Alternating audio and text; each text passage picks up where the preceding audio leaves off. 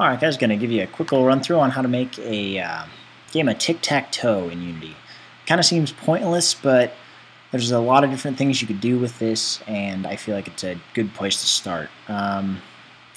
Especially because, in my opinion, whenever you're dealing with iPhone or Android or whatever, I think you should always use GUIs as much as you possibly can, because the physics.raycast.hit collide blah blah blah, it's a pain, it takes a long time, and it can become a little intensive, and it might not be as fast. So the nice thing about this is it's a quick little game of tic-tac-toe written in like 60 lines of code. I'm just showing you the final code. I'm going to code it all up again in text edit because I can't for some reason record mono develop. I'm going to run it for you so you can see what it looks like. So I've got a new game button up here. You can click and it'll switch automatically each time. It'll check to see if you win, so I'll show you that it wins, and it'll say game over. You can click new game. It'll tell you game over if you tie. So I'll tie it, and then there we go. So it knows that there's no possible way. Oh wait, actually I won accidentally. Sorry about that. Anyway, and I'm going to kind of talk you through how to do this. So first things first, as always, file, new project, new script. Always make sure your script is attached to the camera. That's very important. So without further ado, all you've got to do is make sure you've got the onGUI method working. And this is my version of the text file. So first things first, you've got to create all of what you're going to need for this. So I did it using an array, which I called label.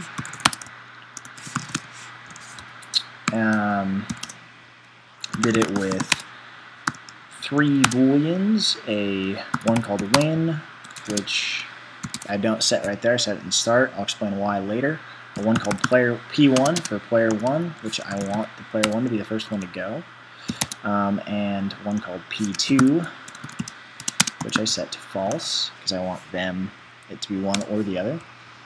So in this, I'll create what my label needs to say. So for int I equals 0, I less than 9, because there's 9 in my label, I plus plus, and label equals, or label of I equals this. So that's just an empty string.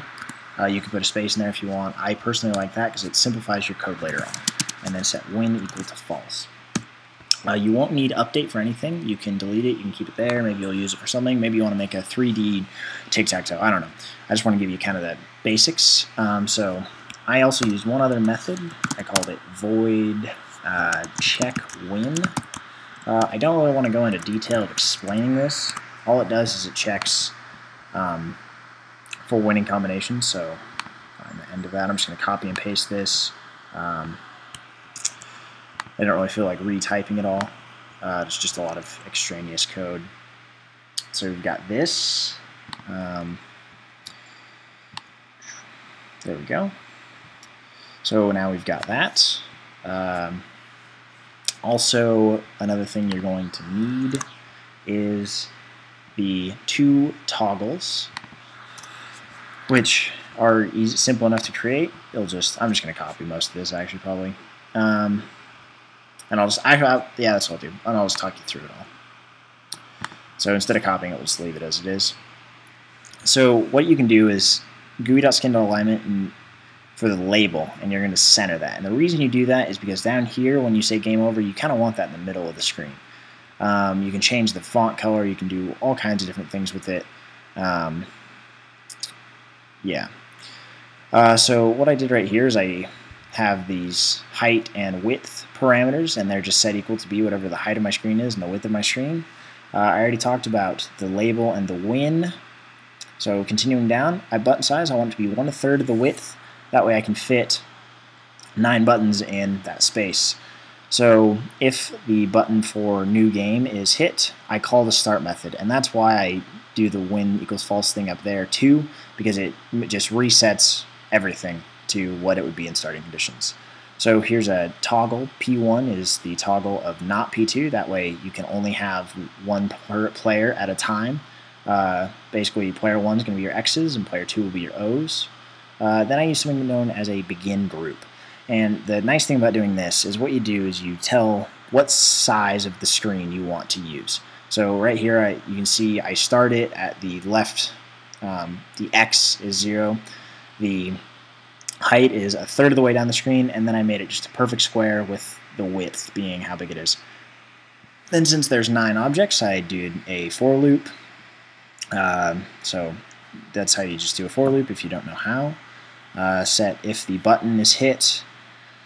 And to draw each button, I have it use this. So I divided by 3 will tell me where I want the Y, and I mod 3 says where I want the X. So if it goes 0, 1, 2, 3, it'll be 0, 1, 2, 0, and this will be 0, 0, 0, 0, 1. Because it will always round down, and that makes it so you never throw an error with screen space, and there shouldn't ever be any fractions in here because these are all integers, as given by this fact that these are ints. So if the label is equal to that, that's why I set it equal to nothing, basically, then check to see if it's player 1 or player 2 turn and draw an X or an O in each spot. Then set the player 1 equal to not being player 1 and player 2 not player 2, and check for a win just in case it happened. And then if they won, it's game over, and that's really all there is to it.